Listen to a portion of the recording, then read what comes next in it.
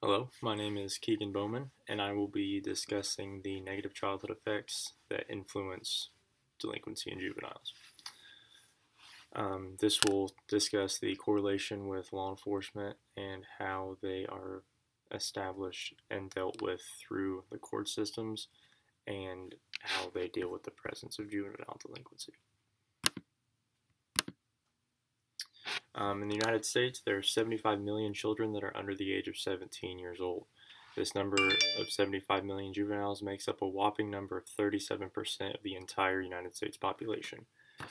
Thousands of this amount of 75 million juveniles will turn to performing in delinquent behaviors such as dropping out of school, becoming homeless, becoming heavy users of drugs and or alcohol, and turning to the life of crime in order to survive their lifestyle as homelessness on the streets.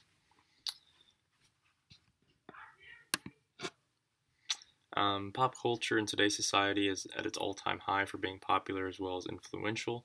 The reason why I believe that this is at its all-time high for being the most popular it's ever been is due to the strong presence of media and technology that we have going on in today's society. It is so much more effective for some type of trend in pop culture to evolve and go viral due to the incredible convenience of the internet in today's society. This was not an issue back in the 1950s due to pop culture and trends being promoted and developed through types of media such as comics, newspapers, things such as that. Today, children are often found spending a lot of their free time on gaming devices and playing video games that portray a lot of violence, graphic scenes, and negative behavior. It is possible for these children who are avid users of gaming devices and consistent watchers of television to see up to 1,000 rapes, murders, assaults, all through the games, television, and media that they're seen to be using very regularly. The most popular type of video game today is the genre of first-person shooting games. These kind of games put you in the position of being an individual with a firearm and shooting and killing other opponents in order to win the game. This type of video game and concept of killing people by firearms in order to win a game has to be some type of cognitive influence on a developing child. Um, Out of all video games sold in the world, 25.9% of these fall under the category of first-person shooter games. 17% of all male gamers in the United States are made up of children who are under the age of 18 years old. 11% of all female gamers are made up of children under 18 years old. These kinds of games can be as realistic as you fighting and killing somebody in a realistic situation, such as a war situation like Call of Duty, or something as innocent, such as a very popular game that has a cartoon mindset, cartoon kind of feel. Same concept of realism with the concept of killing somebody with a firearm, but that popular game would be Fortnite, which is very popular in today's society. This is a chart that shows the percentages of gamers by their genders. As you can see, the percentages have been quite consistent with a steady increase of female gamers up until the last couple of years where it has been lower or a lower percentage than what it has been in the past.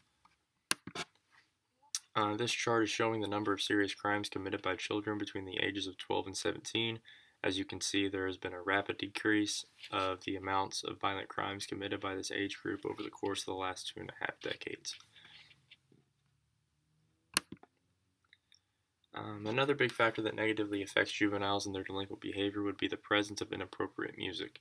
Kids today are listening to rap and hip hop music, which has a strong outline of glorifying gangster lifestyles, strong sexual references, and strong bad language. The question that comes along with cognitive developing teens and them listening to this genre of music is, does this negatively affect the youth?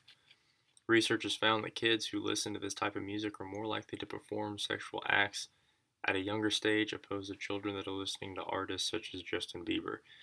This was something that I found out of our textbook that I found to be very representative of kind of the concept of what's going on with this kind of music and how it correlates with other individuals and delinquents themselves. This is my personal input on music and the delinquency of children. I feel that the openness of these actions by rap artists may come off as more acceptable to the juveniles listening to this music. Some of these kids may look at these artists as extremely successful and almost as a role model and see that they're avid drug users, they mistreat people, they commit these violent crimes and are still making millions and millions of dollars.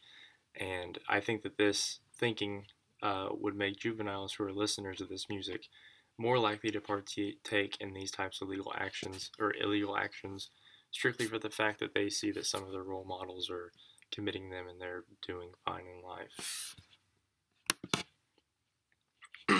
Aspects that influence juvenile delinquency. Poverty is a very impactful factor that can strongly correlate with the outcome of children becoming delinquents. Poverty is more common now in the U.S. than it was in the late 60s and 70s. Minority children are the most at risk that live in poverty, but because of Caucasian individuals and their strong numerical representation, um, it actually shows that more white people in the United States are poor and run the higher risk of being homeless, but that isn't the case. Minority children are actually the most at risk for falling under that poverty line. 37% of families with one or more children are at the poverty rate in the United States. 4 of every 9 are poor or very close to being poor, where 2 out of every 3 are at that low income line. So it's a lot stronger of a number than what a lot of people may think. The effects for children in the presence of poverty can be something that negatively affects them for the rest of their lives. Um, these are the aspects that are negatively affected when a child goes through a time of their life where they are struggling with homelessness or with poverty. Their cognitive behavior can be very well influenced. Education attainment, nutrition, physical and mental health, and social behavior. A lot of these just stem from the lack of having what individuals who grew up having enough money to partake in school and be around people and have that social development. Um, a lot of the times, these juveniles do not have that luxury, so that's why all those aspects of their life have been changing. Um, the lack of a steady income while growing up can be extremely embarrassing or difficult time to go through. This type of mindset that is given to you during this embarrassment moment in your life can be something that you carry with you for the rest of your life. It's just extremely impactful. The effects of juveniles and lack of education. It is estimated that 70% of fourth graders cannot read at the appropriate grade level, and it is more likely for kids with reading issues to repeat a grade and drop out of school. This cause and effect is what fuels the delinquent behavior that occurs with juveniles. Because when kids are not in school, it's a strong correlation that has been seen. They will go out and commit juvenile delinquent acts and partake in crime and just live their life on the streets because they don't have anything to do while other kids are in school.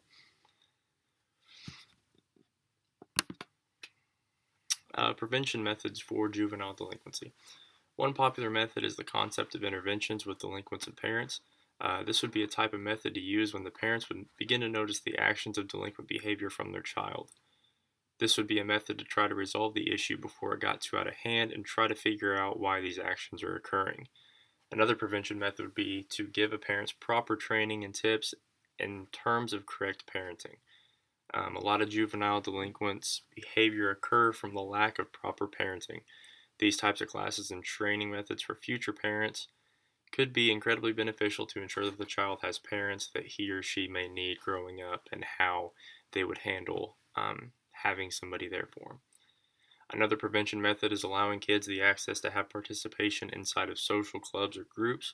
For instance, allowing the children to partake in group sporting events at local boys and girls clubs, or putting them into a Big Brother, Big Sister program, just to allow them to have that mentor or somebody to look up to in terms of proper ways of living life and how to steer them away from going down into the life of the streets. Another method would be a solid grade retention in the school systems. This would be helpful to ensure that a child who is not entirely ready to graduate and to go into the next grade would not do so. This would, I believe, drop down in the rates of dropouts for kids in school. And this would just ensure that they're getting an adequate amount of education before they were to move on to the next grade. The last prevention method would be that would be very beneficial, is the execution of school suspensions and expulsions. This would be used as a punishment for a child who just did some type of action that is not permitted or allowed in a school system. This would show children the concept of right and wrong and the concept of punishment. I believe that teaching them early on would affect them positively as they went on in life, and they would understand um, what punishment was and how it would negatively affect them. Law enforcement and juveniles. When a juvenile commits a crime, an officer has his discretion to establish what he or she will do with the child. The officer can arrest the child, the officer can issue a warning, the officer can detain the child and release him to the legal guardian. I feel that releasing the juvenile to the guardian is more of a slap on the wrist, and that it does not cut back on negative behavior in a juvenile's life. Um, I feel that if a juvenile were to get in trouble, um, almost just handing them off to the parent, not showing them the strong concept of punishment through the law and not only through their parents, is something that could really cut back on juvenile delinquency, just to show them at an early period in their life that they too can be in trouble for doing something that was illegal, just to ensure that they don't partake in any more events after they were to do so, after the situation that they were to get caught. Courts and juvenile cases. Juvenile cases are decided upon whether or not to charge the child depending on the severity of the offense, the juvenile's age, the juvenile's past record, the strength of the evidence in the case, the juvenile's gender. Boys are more likely to be charged than girls. The juvenile's social history, and the ability of the minor's parents to control his or her behavior. This just shows that the court system is even taking into consideration how able the parents are of these kids to take care of them after the fact of them committing some type of crime. I think this is a very, very important thing for them to look into, because they're almost looking at it as if they do not have, or if the parents do not have the power to take care of the kids for what they've done that was wrong, the court systems are more likely to charge the individual for something, so they are to see some type of punishment for what they've done. And then here are my sources, and that will be the end of my presentation.